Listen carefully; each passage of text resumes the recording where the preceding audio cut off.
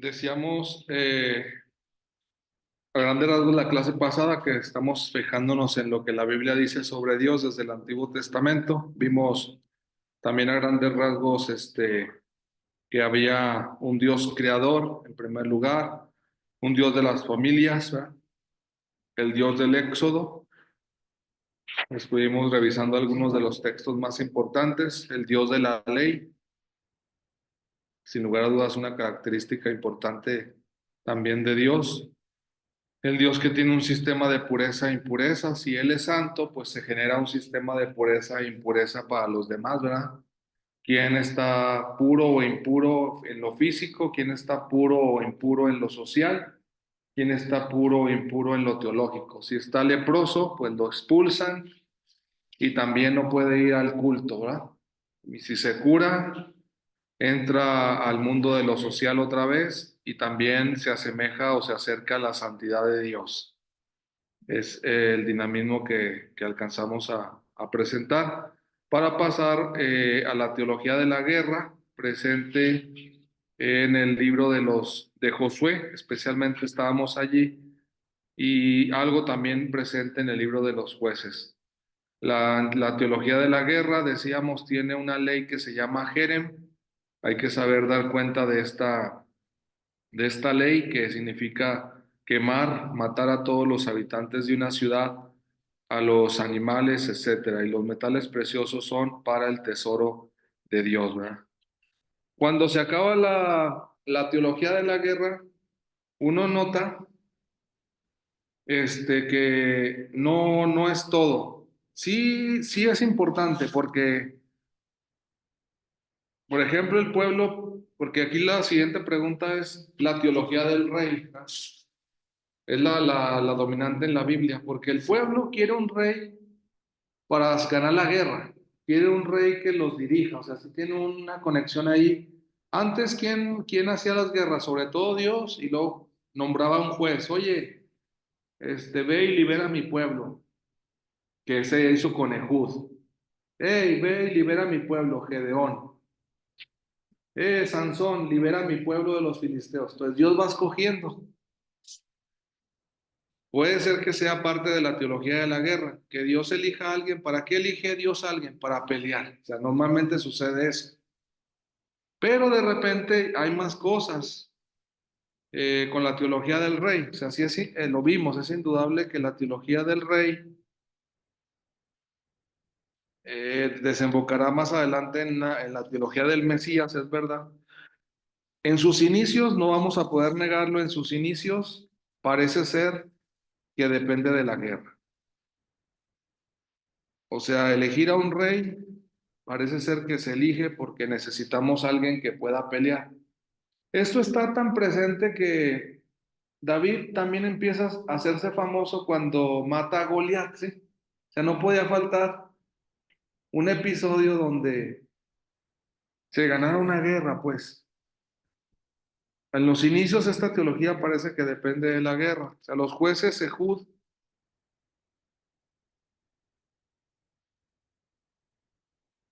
voy a hacer un poquito más grande la letra, y se quedan ciegos y va a salir peor que paguen a los oftalmólogos. Las cataratas, aunque ahora creo que se pueden operar ya gratis, pues eso se dice, pero no hemos visto todavía los lugares, pero parece ser que sí, se ha dicho, ¿ah? Pero mientras hacemos la letra un poquito. Y lo de Jud, digamos, está en la línea, Gedeón, Jefté, puro guerrero, puro juez guerrero, Jefté, Sansón, ¿verdad? David. Necesitamos a alguien que sepa pelear. Así puede ser que sea el origen de la teología del rey. Pero probablemente no sea lo único, porque, por ejemplo, aparece una situación de a los jueces Dios los elegía y había una expresión, dice en la Biblia, entraba el espíritu en él. Un ejemplo, por poner, cuando Sansón es fuerte, no solo es por su pelo que le crece, sino que dice también el espíritu, ¿no?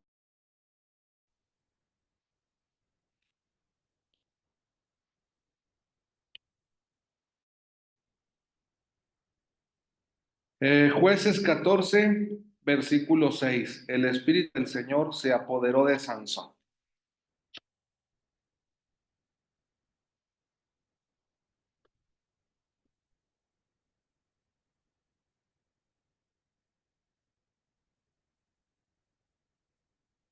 Entonces la teología del rey nos puede llevar a otro elemento interesante que es la presencia de un tal espíritu. Eso es interesante. ¿Por qué? Empieza a fraguarse una teología donde para que alguien pueda ganar es porque tiene el espíritu, para que alguien sea fuerte es porque tiene el espíritu. Y en el caso de David necesitamos, para que esto entre en juego, de alguna manera, un hombre denominado Samuel. En la teología del Antiguo Testamento muchos han dicho que Samuel se llama la figura bisagra entre la teología de la guerra y la teología del rey. Que es una bisagra como la de las puertas, alguien que hace que todos giren en torno a él. Guerra Samuel, sí, pero también elige al rey, porque Dios le pide a él que lo elija, que vaya, lo unja.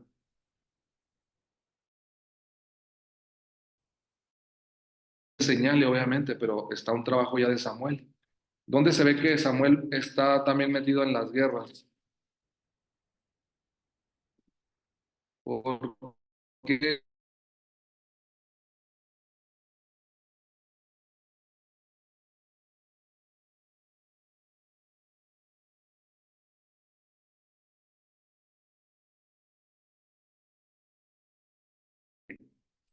en aquellos días los filisteos se reunieron para atacar a Israel. Estamos en lo mismo, en lo de la guerra. Los israelitas salieron a enfrentarse con los filisteos y acamparon junto a Ebenezer, mientras que los filisteos acampaban en Afec. Los filisteos formaron en orden de batalla frente a Israel. Entablada la lucha y están peleando, Israel fue derrotado. Entonces ahí está. Es época de Samuel. En época de Samuel, Israel fue derrotado. Entonces no es como en Jueces, Josué, donde normalmente ganan.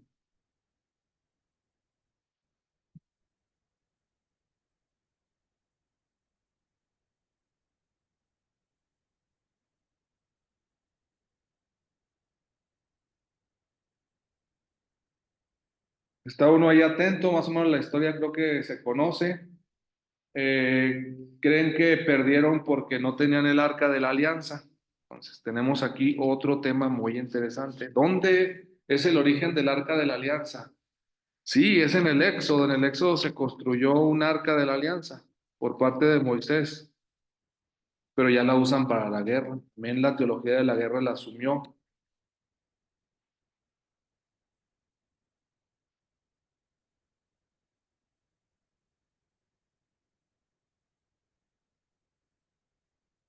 No sirve de nada la estrategia porque llevan el arca de la alianza y vuelven a perder la guerra.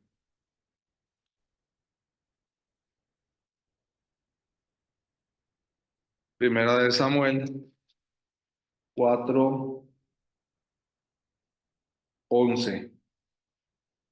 Fue una derrota tremenda, dice. El arca de Dios fue capturada. Y aquí entra ya implícitamente un poco la figura de Samuel, porque murieron en esa guerra los dos hijos de Elí. Comní y Finés del sacerdote Elí, lo que había dicho Samuel.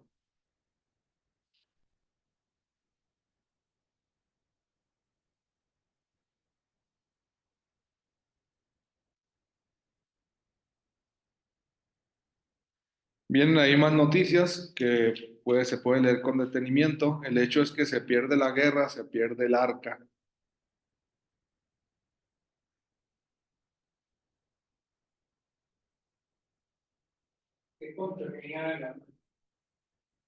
El arca tenemos dos noticias al respecto. Una se contenta con decir que en el arca está la ley que recibió Moisés en el Sinaí.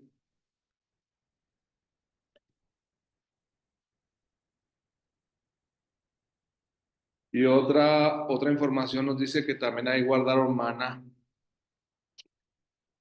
para recordar al pueblo que fue alimentado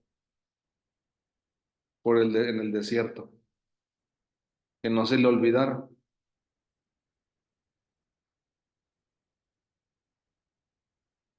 Es el origen de la teología del sagrario. Cuando se hace una teología del sagrario está en su origen el arca de la alianza. Hoy dentro de él ya no está la ley, sino, digamos, una persona que es Jesús y que él, a diferencia del maná, es el alimento que da vida eterna, pero los mismos elementos están ahí presentes, ¿verdad? ¿Cómo se hace una teología del sagrario a través de una teología del arca?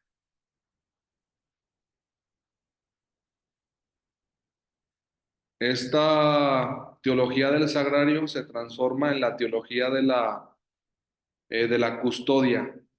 Esa se origina tiempo después, digamos, en el sentido de la comunión, sin que se guardara en el sagrario, normalmente la comunión se transportaba siempre a diferentes lugares, ¿va? A diferentes lugares. Pero ya después en la Edad Media se avanza hacia la teología de la custodia y se recupera lo de la teología de la alianza, porque el sagrario no se puede mover, ¿va? Ya no se mueve. Digo, porque alguien pudiera pensar, oiga, pues de los sagrarios que no están empotrados, ¿va? Que alguien dijera, pues este se puede cargar, ¿verdad?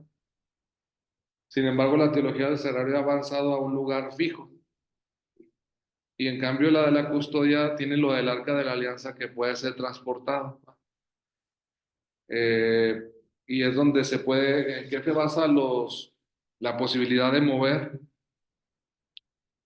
a Dios, por así decirlo, al Santísimo se basa en la teología del arca de la alianza, que andaba por el desierto y que hasta en la guerra la llevaban, y hasta en la guerra la perdieron, ¿verdad?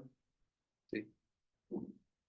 Desgraciadamente, aunque hay muchos documentales que intentan decir que se ha encontrado el Arca de la Alianza, normalmente hasta el momento consideramos que todos son falsos. La noticia del Arca de la Alianza desaparece en la destrucción del Templo de Jerusalén, porque ahí la colocó Salomón, ¿verdad? Y como no vuelve a aparecer, se cree que no, que ahí fue destruida, más que robada, todo indica quemada, ¿verdad? Pero siempre hay la idea o la necesidad de que se puede volver a encontrar, ¿verdad? Eso es como, pero hay documentales de eso, sin embargo, consideramos que son falsos. Entonces aquí se junta lo que les digo, eso, una teología de la custodia como más móvil, ¿verdad? Se genera, porque en esto es cuestión de mucha historia, muchos todavía investigan si la custodia en realidad era más bien en su origen para andar siempre fuera, para las procesiones, pues, ¿verdad? Entonces cuando pasó a estar también ya fijo, ¿no? Como al modelo de la hora santa, es difícil encontrar todos esos, o qué fue primero, ¿no? Que si la hora santa y luego sacarlo, pero todo hace indicar que más bien por la necesidad de que procesionara, este, después se generó también que fuera expuesta, ¿no? para que estuviera fijo. O sea, eso siempre, pero todo depende de la teología del Arca de la Alianza. Para el pueblo de Israel, ¿dónde estaba Dios? En el Arca de la Alianza. Ahí es donde se manifestaba. En cuanto a la ley y en cuanto al maná, básicamente. Les comentaba que ahí, cuando recuperaron el arca, les decía, porque ahí está el vínculo con Samuel. En el capítulo 7 estamos en eso, en ese personaje bisagra, porque es importante, figura bisagra en Primera de Samuel, capítulo 7 dice que los de Kiriat Yarim recogieron el arca, la llevaron a Gibea, a casa de Abinadab, y consagraron a su hijo Eleazar para que guardase el arca. Desde el día en que instalaron el arca en Kiriat Yarim pasó mucho tiempo, 20 años. Muy interesante eso. El arca estuvo ahí 20 años. Todo Israel añoraba al Señor. Y vuelve a aparecer ya, dice, Samuel dijo a los israelitas, si se convierten al Señor de todo corazón, deben dejar de lado a los dioses extranjeros, Baal y Astarte, permanecer constantes con el Señor, sirviéndole solo a Él, y Él los librará del poder filisteo. Los israelitas le hacen caso, quitan a Baal, a Astarte, sirvieron al Señor. Samuel ordenó, reúnan a todo Israel en Mizpah y rezaré al Señor por ustedes. Entonces, aquí lo que es interesante es que cuando se recupera el arca, Samuel pide o hace de alguna forma una renovación de la alianza.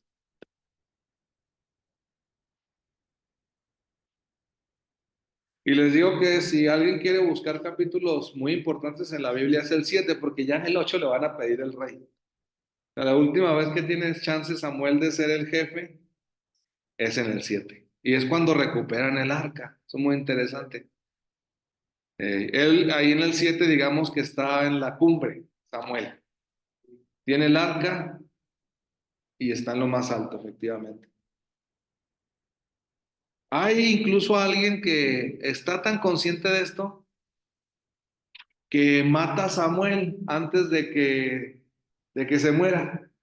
Como están contando la historia, ya sabiendo, en 7:15 dice, Samuel gobernó a Israel hasta su muerte. Casi como si quisiera terminar ahí el libro. Todos los años visitaba Betel, dice Gilgal y Mizpah.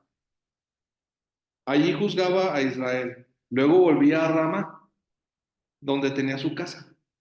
Allí también juzgaba a Israel. Allí levantó un altar al Señor. ¿Ve?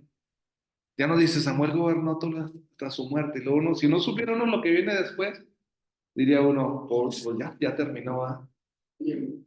Y no es así, porque el 8 luego dice, cuando Samuel llegó a viejo, caray, entonces no se moría. Pero no le quisieron quitar ese parrafito. Pero es la única manera de que la teología de la guerra, hagan de cuenta, porque Samuel logra recuperar el arca. O sea, todo está en paz en el capítulo 7. Se reza, se renueva la alianza. Capítulo 7 todo está en paz. Y el lector cree que todo está en paz, efectivamente, pero ya en el 8 no sucede así.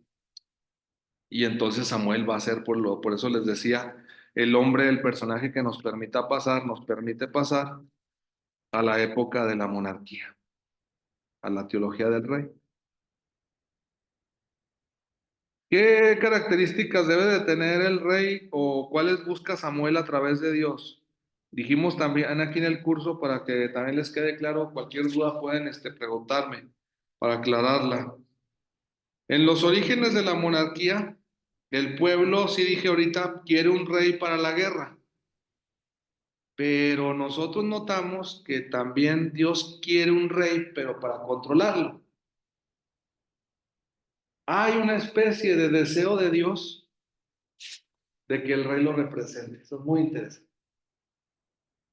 No era Adán, ya no, Dios no dijo a Adán, tú serás rey, no es Abraham. Abraham, sal de tu tierra y tú vas a ser el rey de la tierra a donde te voy a llevar.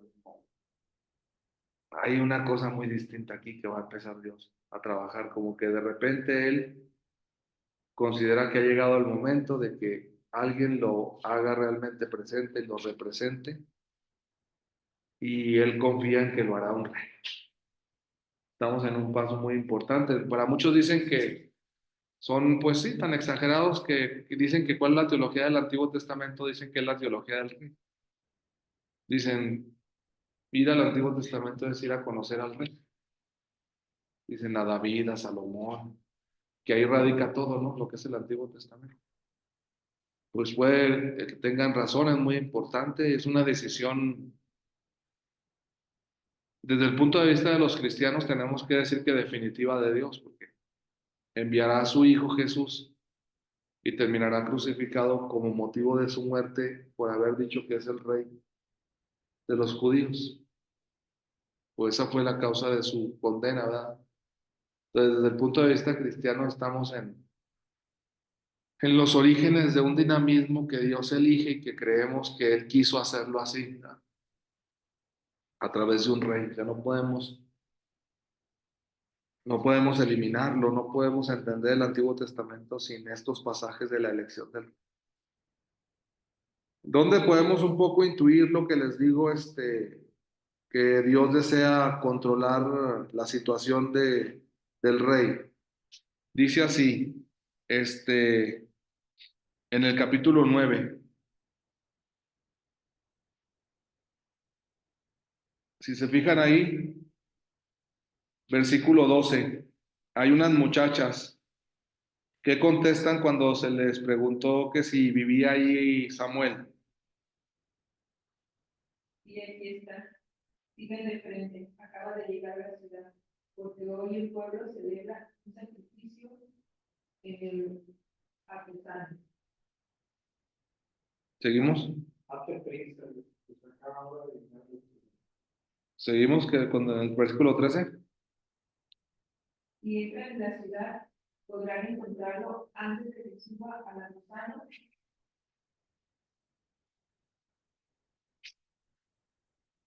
para la comida. El pueblo no comerá hasta que llegue, porque él es Israel, porque él es el quien tiene, porque él es quien tiene que bendecir el sacrificio, después de lo cual comerán los insanos. Suban pues, que enseguida lo encontrarán. Ellos subieron a la ciudad, y cuando entraron en ella, encontraron un Samuel que tenía de frente para subir a la ciudad. Un día antes de que llegara Saúl, el Señor había advertido: mañana, a esta misma hora, te enviaré un hombre de la tierra de Benjamín. Lo unirás como jefe de mi pueblo Israel, para quitar de mi pueblo de los filisteos, porque he visto la aflicción de mi pueblo, y su queja ha llegado hasta mí. Vean, ahí está, versículos claves. Nos va contando la narración que unas muchachas le dicen a Saúl y a su criado, ahorita va llegando ya Samuel, ¿no? Va a haber una comida. Pero dice ahí mismo la Biblia, un día antes ya el Señor le había dicho a Samuel. Ese tipo de frases son las que manifiestan que Dios es el que tiene el control.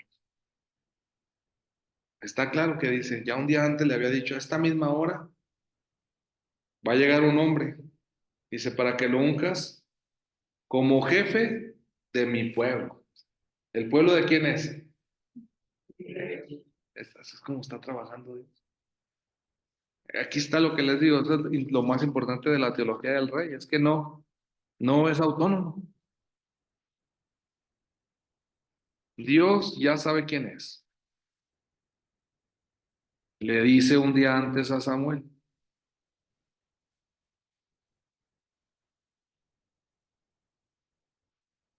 y le explica lo que tiene que hacer, ¿verdad? Úngelo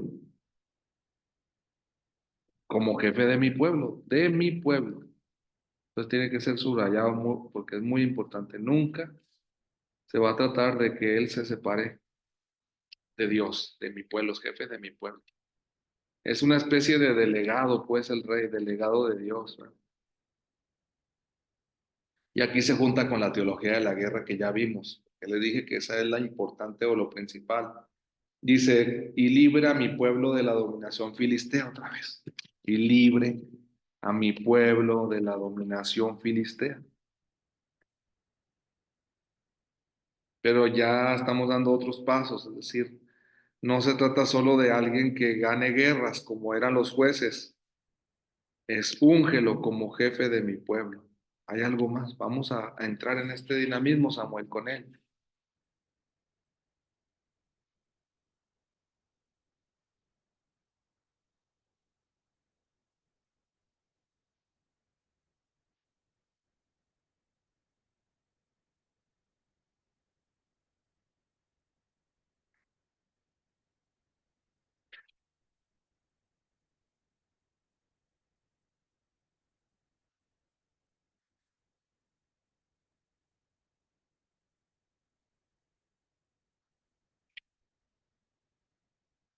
Ahora vamos al capítulo 13 para demostrar lo mismo.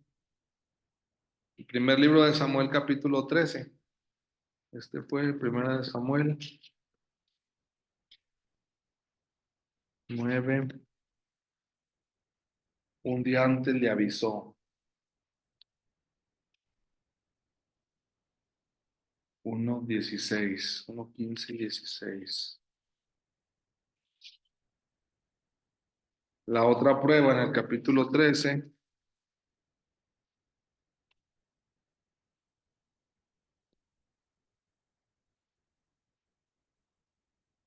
eh, versículo 13, ¿qué dice? Primera de Samuel 13:13.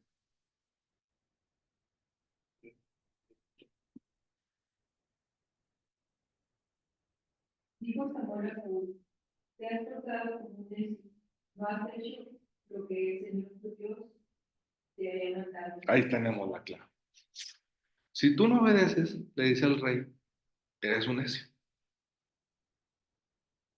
¿Qué debe hacer un rey? Obedecer a Dios. Esa es la cuestión de ti. Le quita mucha autonomía la teología del rey. Es Dios realmente el que quiere manejar, organizar, controlar.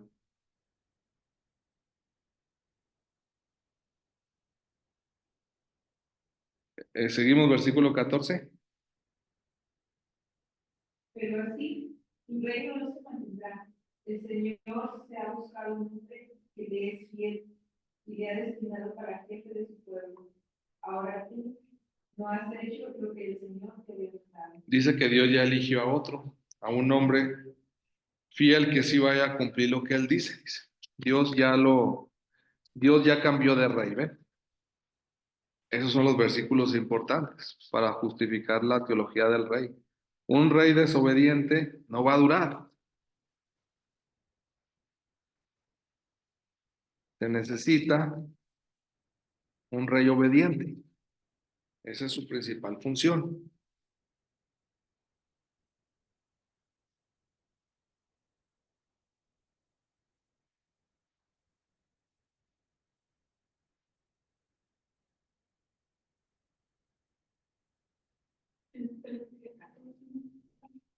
Sí, 13:14, perdón.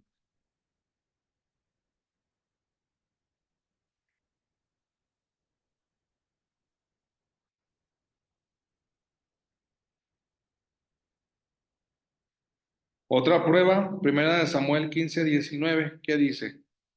En el mismo sentido.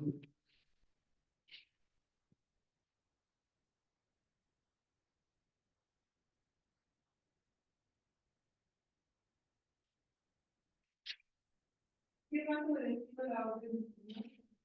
¿Por qué te has lanzado sobre el botín haciendo lo que les agrada al Señor? Otra vez. ¿Por qué no has obedecido? ¿Verdad? Ese es el problema con Saúl.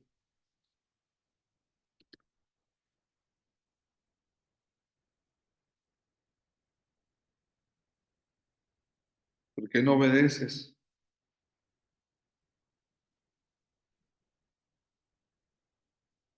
Y viene esa famosísima frase del versículo 22 que dice 15:22, que muchos creen que es de los evangelios, pero en realidad nace aquí, ¿va? En la teología del Antiguo Testamento. ¿Acaso no se complace más el Señor en la obediencia de su palabra que en el holocausto y sacrificios? La obediencia vale más que el sacrificio y y la docilidad más que la grasa. Eso es muy interesante. En la teología del rey es más importante la obediencia que los sacrificios. Tú traes muchos animales, haces muchos sacrificios, pero más vale la... Sí.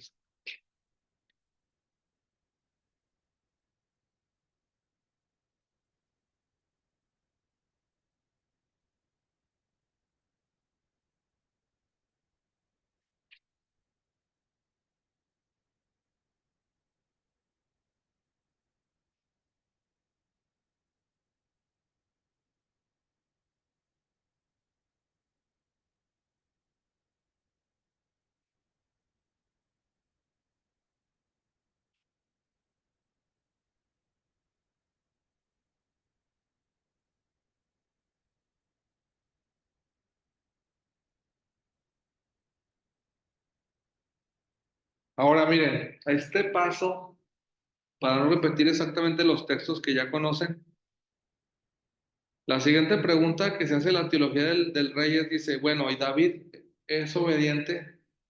Si a Saúl lo quitan por desobediente, hay pruebas de que David es obediente y para sorpresa de uno,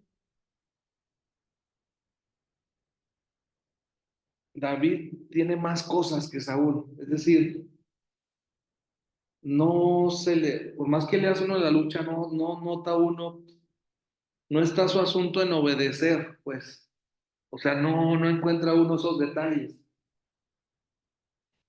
La cuestión con David es más con este capítulo 18:15. ¿Qué dice 18:15? Que les digo que ahí es interesante eso porque también forma parte de la teología del rey, pero a David no notamos que se le den como muchas pruebas a ver si es obediente, no, va por otro camino. Para muchos es esto del 18:15, ahorita lo vamos a ver, ¿verdad? ¿Qué dice? Habla que David tenía mucho éxito de tronieros. Eso, ante el éxito de David,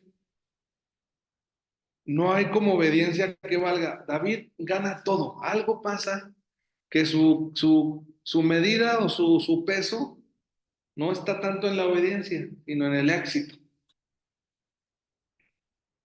Eso llama la atención. Entonces ya dicen, no, entonces aquí esta teología del rey no es solo la obediencia.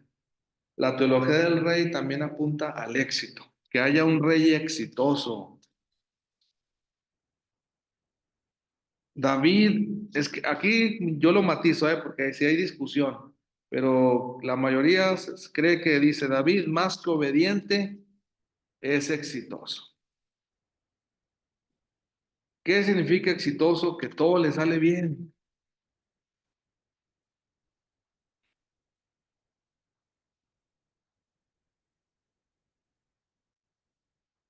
Si todo le sale bien, lo que la Biblia dice, entonces Dios está con él.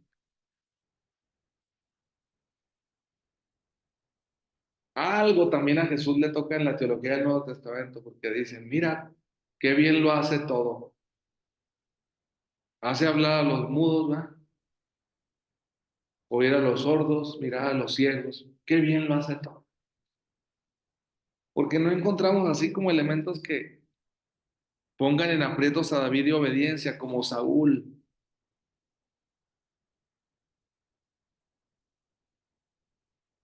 Miren, hay teologías, bueno, teólogos más radicales bíblicos. Por ejemplo, uno se llama André Guénon, es de Bélgica, de ámbito francés, y tiene muchos libros de la historia de Samuel. De hecho, uno trata toda la historia de Samuel. Y él de antemano, pero eso es muy riesgoso decirlo, pero él de antemano dice que Dios ya, ya quería a David, o sea, que no es, él también va a decir que no es cuestión de obediencia, o sea, que dice que Dios quiere a David y lo quiere. Que no, pero dice Wenen que necesitaba primero un rey, poner antes de David un rey, que no obedeciera, algo así, para que Dios tuviera justificación de por qué lo iba a quitar. O sea, digo que es muy riesgoso con esta teología de André Buene porque parece político, de meter a alguien por delante que comparado con el que viene atrás, ese que viene atrás no podría llegar si antes no meto a este, pero a este que pongo necesito tumbarlo, ¿sí? Para que pueda llegar el que sigue. ¿Me entienden? Como que en el plan está que David no podría llegar a ser el primer rey. No lo sabemos por qué, pero Dios ya lo quería. Entonces, pero ustedes pueden valorar ahí un poquito la propuesta de Wenen, o sea, dice, David es un rey según el corazón de Dios, que tiene ganado el corazón de Dios. David, Dios solamente va a preparar a David el camino, ¿verdad? Y esa preparación exige un rey como Saúl que sea desobediente, al que podamos quitar justificadamente por su desobediencia, ¿me entiendes? Sin que, este, sí, bueno, ahorita le podemos buscar. Ahorita en este inicio es reconocido porque todo le sale bien.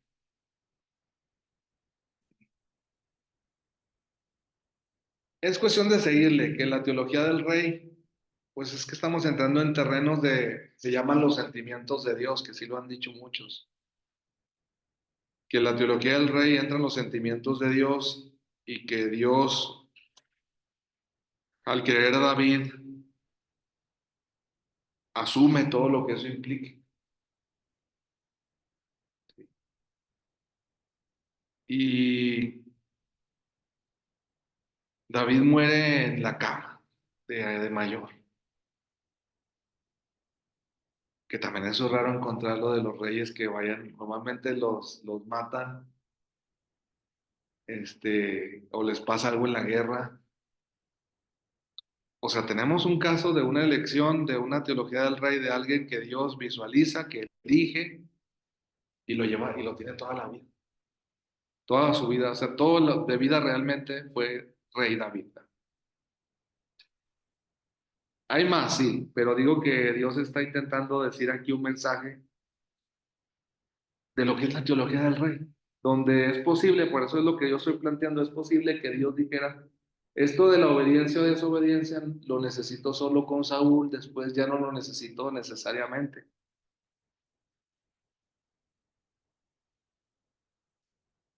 Entra pues el sentimiento con David. No es permanente, ¿eh? Porque ustedes saben, la teología del rey no dura con puros sentimientos, porque después de David vuelve la misma dinámica. Dice Dios, si tú eres fiel a la ley, te va a ir bien. O sea, Dios es muy parecido con los reyes después de David, hay que decirlo. Dios es muy parecido con los reyes después de David como lo fue con Saúl. Eh, Es como si David fuera un paréntesis en la manera de actuar de Dios y le ofreciera todo a David, todo a David. Y en cambio a los otros reyes que vienen después de David les volviera a decir lo mismo, si no te portas bien, te voy a quitar. Es una figura muy difícil, por eso la estoy un poquito planteando. De hecho, son actitudes que a veces no les gustan a las personas, que a alguien lo traten bien, nomás porque sí, que es una especie de predilección, no de ganancia. Oye, ¿por qué a fulano lo tratas así? Pues porque quiero, algo así. No, no hay razones, ¿no? Son las razones de él, del que lo eligió. Y David goza de eso, una especie de prerrogativa que no tiene ninguno, es la verdad, ¿verdad? Teología del rey es David prácticamente. Y de eso depende, les digo, por eso Buenén lo plantea así, dice, Saúl no es más que no recuerdo, pero es posible, como la hora está en francés, necesitaría checar bien exactamente, pero dice un títere. Yo necesitaba un títere a quien ponerlo, quitar para que entrara eh, con todo David, porque todo hace mejor que Saúl. Esa es la cuestión. David hace todo mejor que Saúl y la comparación le da poder. O sea, es un camino muy, de verdad, muy, muy interesante el que está aquí, porque Saúl, por más que le echa a David a la guerra para que lo maten, David siempre gana y gana más. Por más que Saúl no lo quiera, David, todo el mundo lo quiere. Y la comparación, por lo tanto, le da poder a David.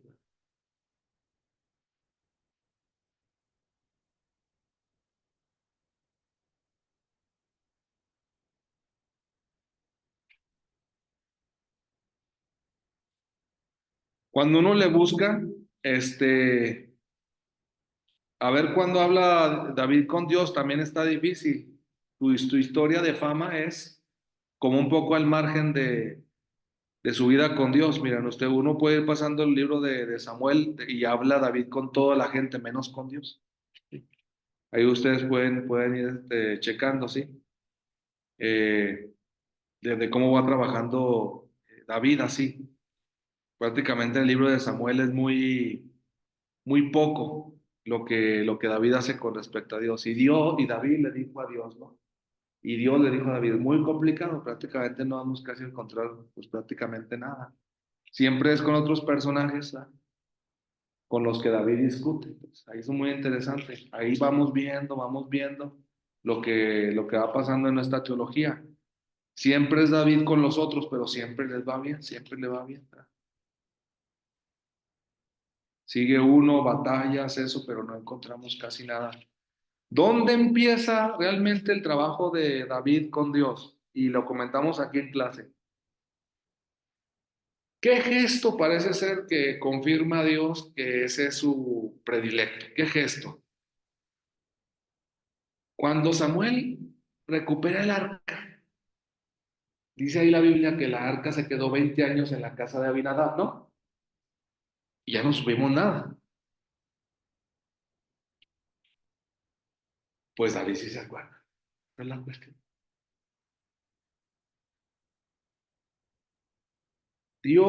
David, perdón, para fortalecer su teología, la teología del rey, necesita tener el arca. Esa es la cuestión. Si Dios ya lo tenía como predilecto y todo le salía bien,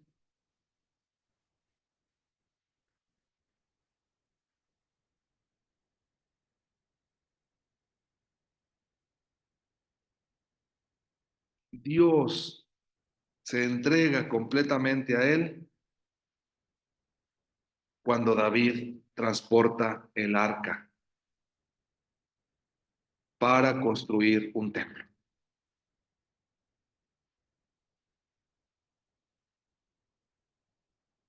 Samuel no contempló esta situación y andaba recorriendo, dice ahí, dice la Biblia, que recorría todos los poblados, ¿verdad? Cada año, para allá y para acá, pero nunca, nunca, nunca pensó que esa arca la podía meter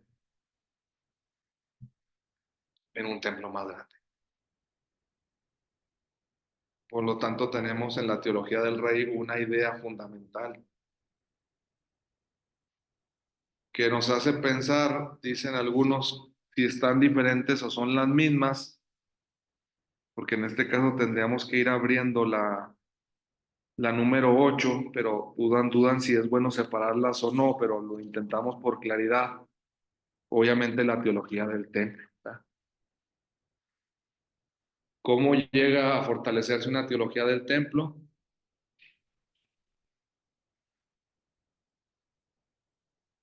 Porque hay un constructor del templo, que es el rey. ¿Cómo se fortalece un rey? Pues porque tiene templo. ¿No? Entonces ahí está un poquito la cuestión, ¿verdad? Nosotros no sabemos qué sería del cristianismo si no hubieran construido templos, es la misma cuestión que se plantea. Las primeras comunidades crecieron en las casas, pero de repente el cristianismo volvió a hacer el mismo proceso que David, construir templos. Es decir, en la teología del Antiguo Testamento hay una dinámica donde alguien ya notó que para tener la presencia de Dios había que construirle una casa, cosa que hasta nuestros días sigue presente. Seguimos haciendo lo mismo que David.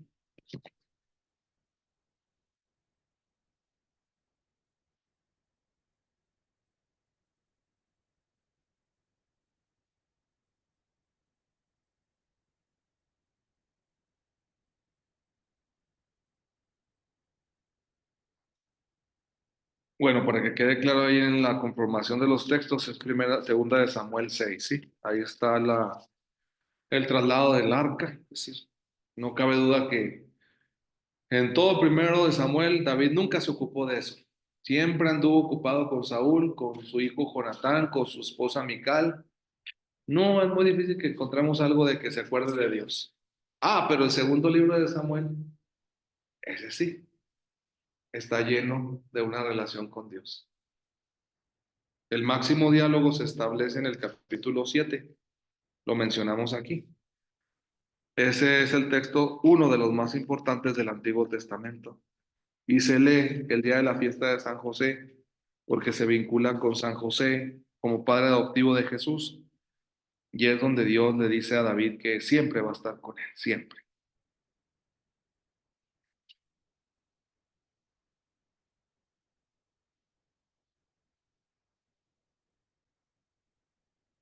Versículo 12, cuando hayas llegado al término de tu vida, le dice a David, estableceré después de ti un descendiente tuyo y consolidaré su reino. Es eso.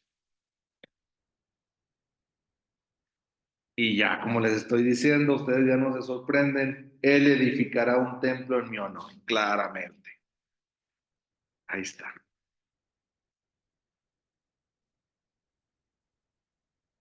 Dios está de acuerdo, dice Dios. Vamos a seguir adelante.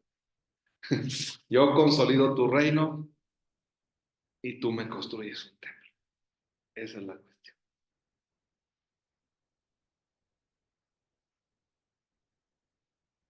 Vean cómo ya se olvida eso de que yo consolidaré su reino, él librará a mi pueblo de los filisteos. No, ya, los filisteos no sale nada. Ya no sale, se acaba un poco la cuestión de la guerra.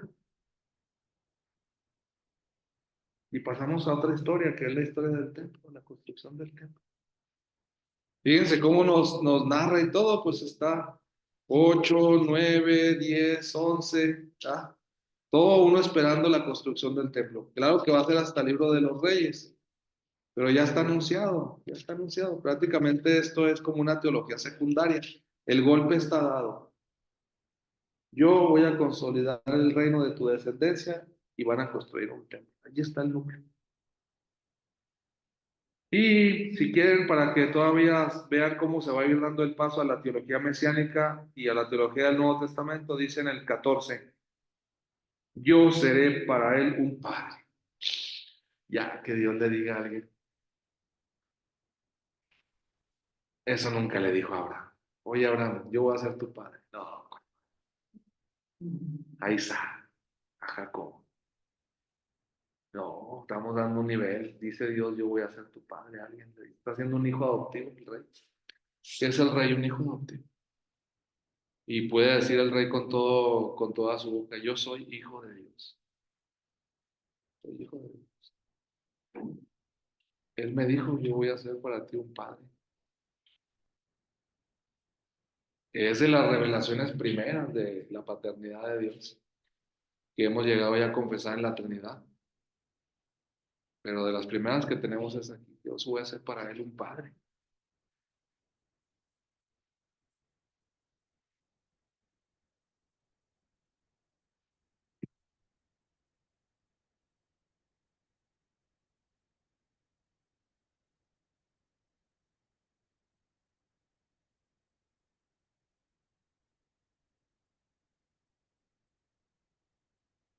Una prueba que no está aquí en Samuel, pero sí que es de las que más se citan para tenerlo en cuenta como teología del Antiguo Testamento. Lo conocen, quizá lo han oído, pero es bueno ubicarlo otra vez. El Salmo número 2 retoma la cuestión. El Salmo número 2, como pueden observar,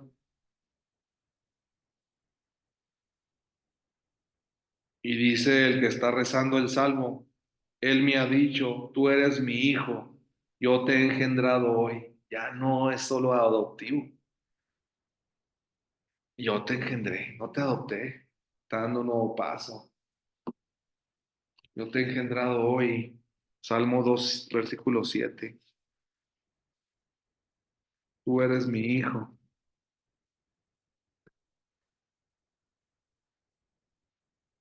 Pues para nosotros son textos fundamentales, ¿no? Que darán lugar a la comprensión de Jesús. Él no es adoptivo de Dios. Él es realmente su hijo, engendrado de Dios, engendrado. ¿Dónde nos basamos? Pues en estos textos de la teología del Antiguo Testamento. Dios le dice al rey, tú eres mi hijo. Yo te he engendrado hoy.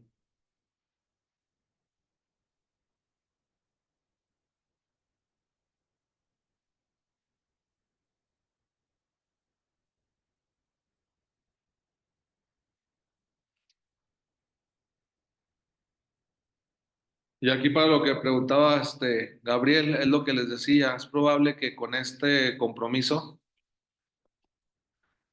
de Dios hubiera empeñado su palabra para siempre, ¿me entienden?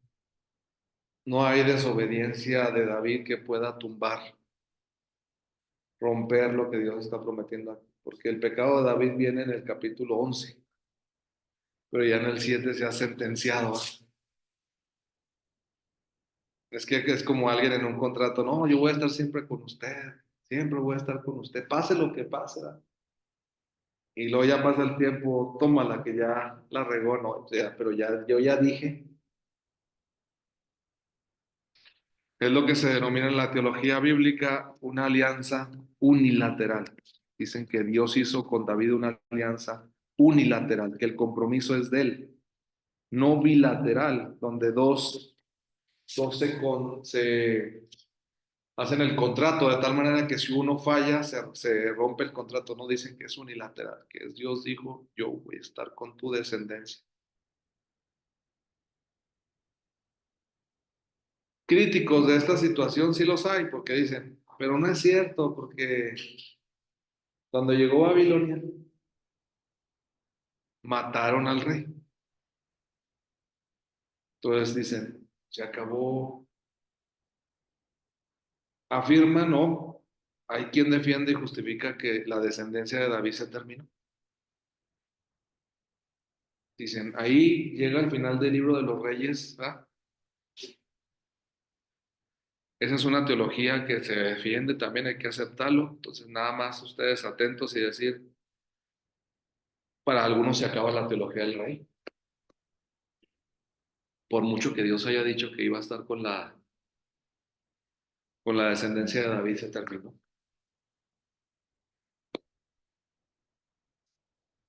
Y dicen que Dios continúa trabajando otra teología,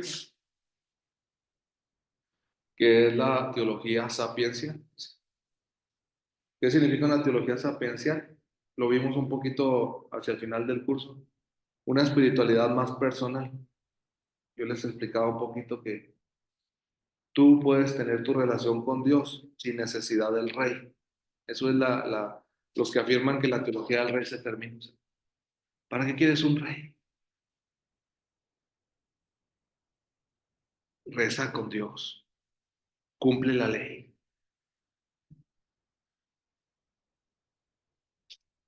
Se puede apuntalar, o sea, quienes defienden dicen se termina la teología del rey, dicen lo defienden e inicia la teología sapiencial. ¿Qué defiende la teología sapiencial? Orar y vivir la ley. Esa es la dinámica, no necesitas el rey. Dicen algunos que esta teología sapiencial dice, templo, ¿para qué quieres el templo? Ah? No, no, no es necesario el templo. Está tu casa. Sí me entienden que teniendo una Biblia, es decir, cuando la teología sapiencial defiende que lo importante es la Torah, la ley, vean que aquí estamos estudiando Biblia, pero vean cómo este libro es tan potente que para muchos esto sustituyó al rey y al templo. Entonces el judaísmo, y el judaísmo lo prueba, el judaísmo conserva este libro y conserva su religión. Así es. Es tan potente esto que puede eliminar la posibilidad de necesitar la teología del rey y del templo. La teología sapiencial defiende que es posible vivir sin rey y sin templo, pues. ¿Ah?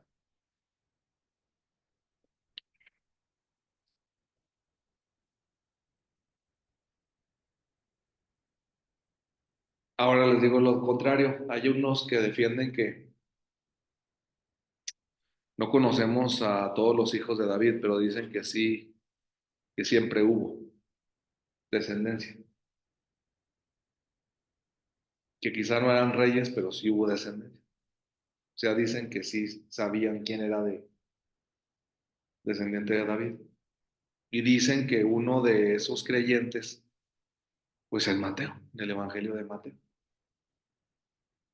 Principalmente, aunque Lucas también lo hacen, pero Mateo defiende, dicen que como muchos, que sí seguía la línea.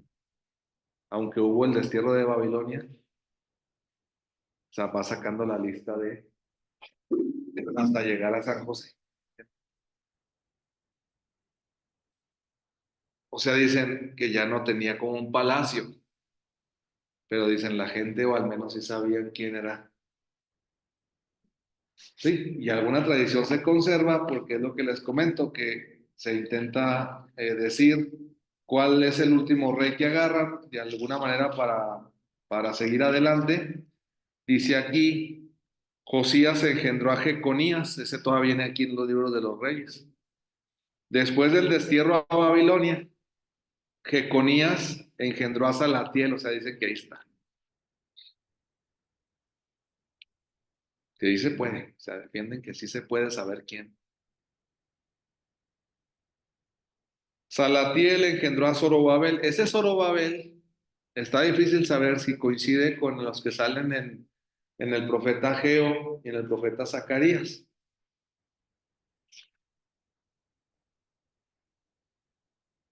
Unos no lo quieren aceptar, otros se aceptan, pero ahí ustedes pueden observar que al menos el nombre de Zorobabel sale. Eh, Ageo capítulo 2 versículo 21. Bien. Di a Zorobabel, gobernador de Judea, ya no es rey, pero dice gobernador de Judea. Entonces, pues, si dicen, si ese Zorobabel es el Zorobabel de acá, pues chance, no había como reyes, pero sí gobernadores, ¿no? Algo así.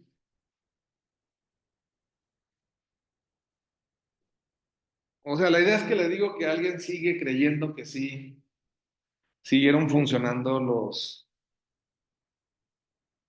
Les compruebo otra cosa. ¿Qué dice el Ageo 2:23?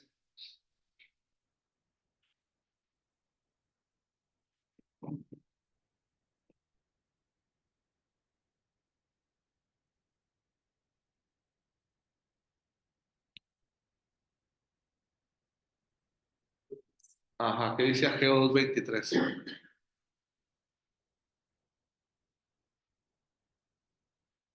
El día oráculo de Yahvé, te tomaré a ti, Zorobabel, hijo de Sealtiel. Ay, se parece medio, se parece que después del destierro Jeconías engendró a Salatiel. Mm, Sealtiel, ¿ven? Parece que sí. Es posible que sí haya una pista. O sea Te haré mi anillo de sello, eh, sea, ahí está, pues hay fundamentos para decir que hay alguien que sí. O sea, digo, para decir que Dios sí es fiel, ¿no? Y que realmente cumplió lo de que siempre estaría con la dinastía de David. Al menos medio coinciden los nombres. Allá también diría algo así, ¿no? Y acá en Mateo dice Salatiel, también usted, o Sealtiel. En Mateo, nomás por comprobar la forma de escribir, porque esta Biblia acá dice Sealtiel y acá Salatiel, ¿ah? Que es la Biblia de nuestro pueblo. ¿Ya qué? 1:12. Después de la reconstrucción babilonia, Econías, no solamente Ahí es Sala, ¿verdad? Se elige Sala. Pero está parecido con. él encontró Y el problema después que ya dice Zorobabel engendró a viuda, viuda Eliacín, y así ya no los tenemos, no sabemos. Pero si Mateo comenzó con dos que sí salen en el profeta Ageo, uno puede confiar en que sí es posible que los demás sí los haya conseguido, ¿no? Tipo gobernantes o algo así. Como ven, más o menos, porque aquí es donde les digo, es prácticamente como lo que hemos visto del curso, es decir, hasta una teología del rey es tan fuerte, pero la destrucción de Babilonia pues vuelve a poner en crisis, queman el templo y ahora ¿qué hacemos? No, pues unos dicen sigue la teología mesiánica, se le puede denominar así, que siga y sería como no razón solo de lo 9 sino del 10. No hay una teología mesiánica. Sí sigue la promesa de Dios, ¿no? Que es la que les digo que conecta con lo que vimos al final del curso, que fue la apocalíptica. ¿Qué promete la apocalíptica? Pues la venida en el futuro de un rey. Así trabaja. La apocalíptica genera la esperanza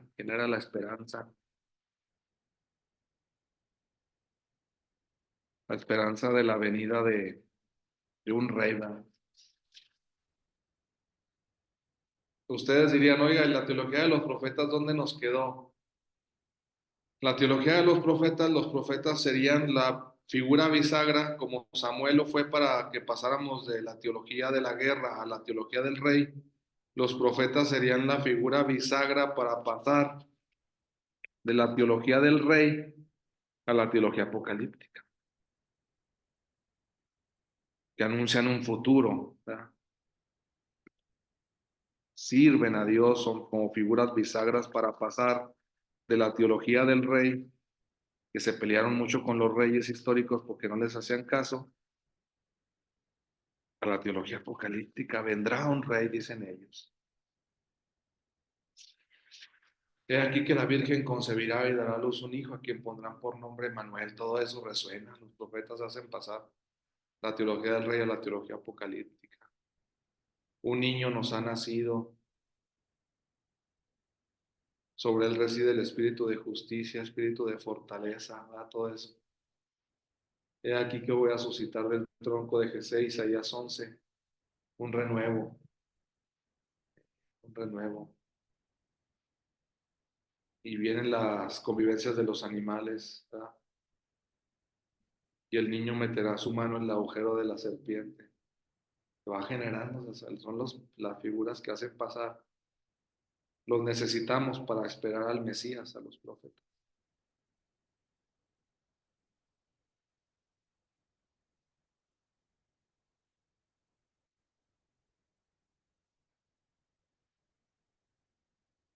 Por eso ya veremos el próximo curso, quienes continúan, o a ver quién se integra. El pasaje de Lucas, cuando Jesús va a leer a la sinagoga en Lucas 4, que toma el libro del profeta Isaías en el capítulo 61, ahora él es pues la síntesis de esto. Este pasaje se ha cumplido hoy. Lo que los profetas no puedan decir, él sí lo dice. Y es un pasaje escrito, por lo tanto él está diciendo ahora yo soy la siguiente figura. Síntesis, como les digo, de las teologías del Antiguo Testamento. Necesitaba Jesús de un profeta así para que pudiera cumplir lo que dijo el profeta. un profeta que vivió en tiempos de los reyes. Isaías hablaba de en tiempos de los reyes, favorecía la teología del rey. Y al escribir deja la posibilidad de que alguien pueda cumplir lo que se escribió. Eso es muy interesante.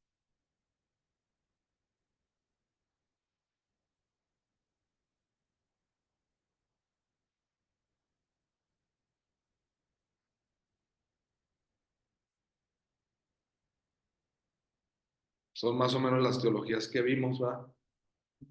A lo largo del curso. Es más o menos intentamos siempre. Se llama hacer un poco de cierre. Lo recomiendan que se debe de cerrar cada clase. En la pedagogía dicen, cada clase haga un cierre, pero a veces no eche. Y se tienen que hacer cierres después, pero es importante para que un poco uno se esfuerce por colocar los datos bíblicos de alguna manera coherente, ¿no? Intentamos dar coherencia. Porque queremos ofrecer un curso lo más completo posible. Ya les he dicho que hay teólogos que son defensores únicamente de una teología. Pasan toda su vida defendiendo la teología del Pentateuco y dicen que no hay más que el Pentateuco y con eso es suficiente. Y pasan toda su vida otros con la teología del rey. Y dicen, basta tener la teología del rey y ya, lo demás no. Y luego otros, pura teología de los profetas, ¿verdad? Toda la vida se la pasan allí. Pues sí, ¿verdad? Se puede defender así, por secciones, pero nosotros hemos buscado ir colocando dónde va una, dónde va la otra, ¿verdad? Clases van a ser a esta misma hora. Misma hora. Sí. Y antes del día 8 no empieza ninguna clase, hasta después del día 8. Entre semana, Así es, ya desde el lunes 3 hay. ya de segundo semestre. Sí, esta semana, no, siguiente semana es vacaciones. De los de entre semana, sábado, no. Pero si alguien no hace evaluación el siguiente sábado, es libre. Así va a tenernos. O sea, nos volvemos a ver si continúan para clase el 8. El 1 hago evaluación para quien quiera obtener la calificación. Pues. Porque la primera clase sería Sábado 8. sábado. Entonces si tiene el 1. Si no viene, para que vaya a Mazatlán. Ya está más tranquilo. Sí. Claro. Miércoles esa ya empieza.